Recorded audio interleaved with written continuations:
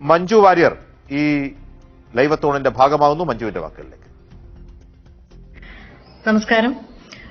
കേരളം കണ്ട ഏറ്റവും വലിയ പ്രകൃതി ദുരന്തമാണ് ഇപ്പോൾ സംഭവിച്ചിരിക്കുന്നത്. അതുകൊണ്ട് തന്നെ ഇതൊരു മുണ്ടക്കൈ പ്രദേശത്തെക്കുറിച്ചുള്ള വാർത്തയായിട്ടോ അല്ലെങ്കിൽ വയനാട്ടിൽ സംഭവിച്ച ഒരു പ്രശ്നമായിട്ടോ അല്ല നമ്മൾ കാണുന്നത്. നമ്മൾ കേരളത്തിന്റെ ഒന്നടങ്കം, മലയാളികളുടെ ഒന്നടങ്കം വലിയ വേദനയായിട്ടാണ് ഇതിപ്പോൾ നിലനിൽക്കുന്നത്.